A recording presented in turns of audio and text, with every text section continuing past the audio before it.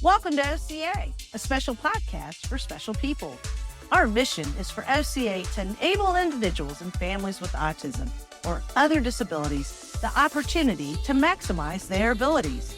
Over the past 15 years, we have grown from an idea to a full community of professionals serving the Central Florida community. We're excited to share our favorite memories, tips, and experiences with you. And we hope to inspire you to get involved too. Ready to get started? Let's dive in. Greetings and welcome back to the podcast. I'm Margaret, COO of OCA, and I'm so glad you're back for another episode. Today I'm joined by a very special guest, Luna, who is our licensed mental health counselor and board certified behavior analyst. So welcome to our show. Thank you, Margaret. It is very nice to be here. Hi, everybody. So Luna is new to the podcast. I have known her for many years. We worked together in a residential setting. We've worked together in home-based clinical services. So I know tons about you. But what would you like to tell our audience about you? Let's see. Well, I've been at OCA now going on almost 10 years. It's been a pleasure to be here. Margaret and I have had quite a journey together. And I love what I do and happy to share it. So Luna and I share our passion for clinical services. We love behavioral sciences. So we talked a little bit about it on the podcast in season 1, explaining ABA therapy and the benefits. But let's just do a little recap. When you meet someone who has never heard about ABA for the first time, what do you tell them? And this is somebody that's wanting services or doesn't know anything about it? Just someone who said, hey, I heard about ABA. I don't know anything about it. What is it? Well, I know it's a big question. a big question. So I usually start by saying it is a mental health service where instead of working on controlling our emotions internally, we use environmental motivators to create behavior change. And it can be anything from weight loss to quitting smoking to being on time. It really can be used for anything. Even symptoms of anxiety or depression, behaviorally, you can treat that as well. Yeah, it really is looking at the environmental factors that make behavior occur and occur again in the future. And creating physical behavioral modifications that the person can do to better their life. Yeah, absolutely. So behavior analysis, just what it sounds like, right? We meet people, we analyze them, we identify what's working, what's not working, why is it working, why is it not working, and then we apply that knowledge. Yeah. So how does it look like? How would your explanation be different for someone who's coming to you for services?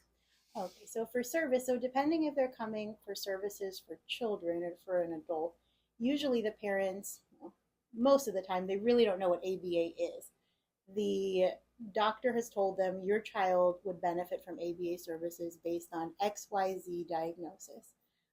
Sometimes, most commonly, it is autism. So we talk about how ABA would help a child with autism depending on their deficit. So if they're coming in with communication issues, how would we target communication? If they're coming in with things like self-injury, aggression, throwing things, running away, like tantrums, how would we work on that behaviorally? And also how we would teach the parents at home how to manage the behavior effectively. So that's all really great news for a parent to hear, right? Like all these problems that we have, there is hope to fix them. What are some of the benefits that you've seen for families specifically? Like what is a client that pops to your mind that you're just so proud of them because they were able to do what? Let's see. So a couple months back, actually, very recently, we had a client come in who was 5 years old. And for years, 1, would not feed herself, and 2, could only be fed by her mother. It was such a problem that the child would go hungry if the mom wasn't present to feed her. Like there were tantrums, the child couldn't tolerate it, dad could not feed her, and within 3 weeks, we were able to have one of our therapists start feeding the child, and her being able to tolerate being fed by somebody else. And we're presently working on that child self-feeding now. So the mom was so happy, um, didn't know like what magic we had made to make this happen. But step by step, little by little, had the mom sit in, slowly kind of faded her out, faded the technician in, one bite mom, one bite technician. Lots of different levels of reinforcement were given, and we were able to get this child to eat with somebody else, which had never happened in 5 years. And we did that in 3 weeks. You should be really proud. That's That's very exciting, and I'm sure that family is so thankful. Yeah. I mean, among some other things, we've seen a child that has come to us that is not speaking, and within a couple of months, now we're saying words.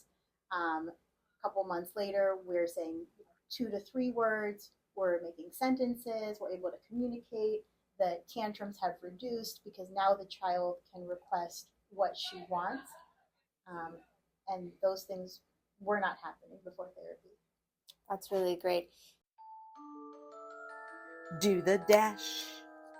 The Monster Dash. Stop for a spell on October 19th in Blue Jacket Park with your family and friends at OCA's 5th annual run event to benefit services for people with autism and other disabilities.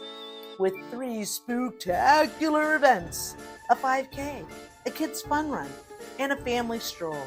There's something for everyone to enjoy. Ready to be the ghostess with the mostest?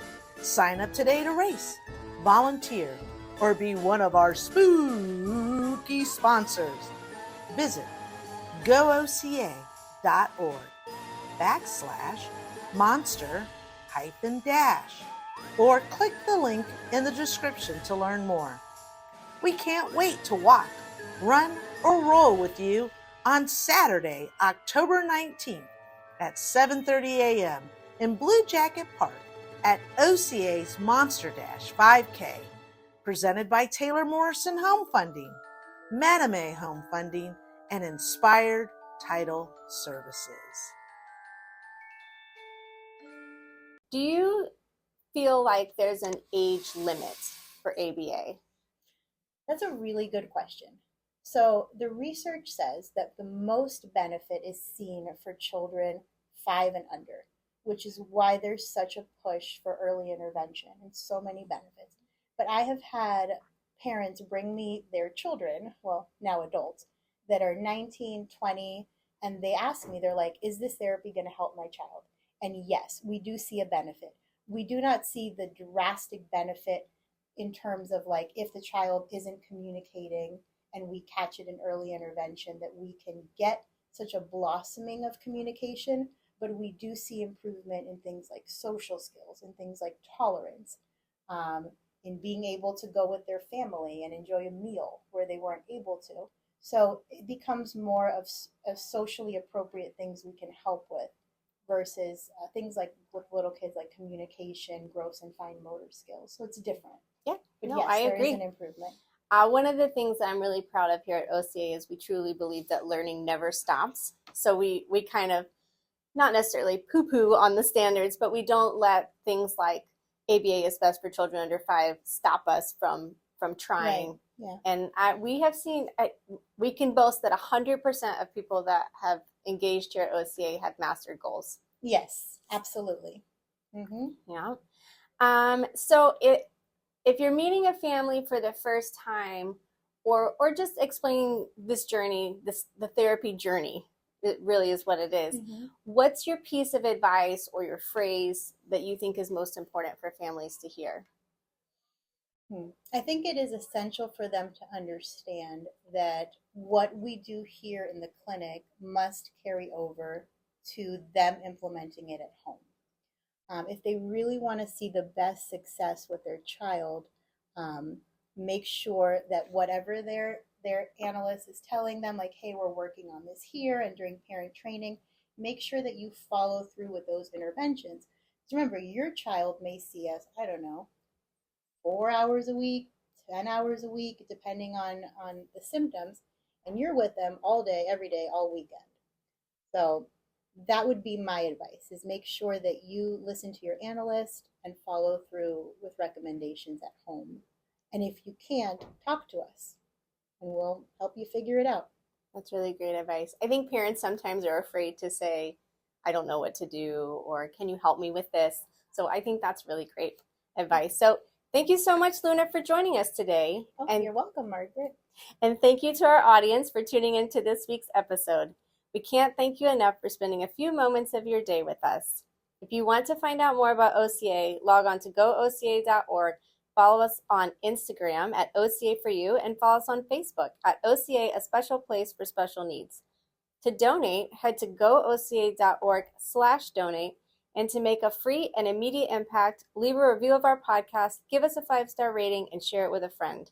See you again soon for another episode of OCA, a special podcast for special people.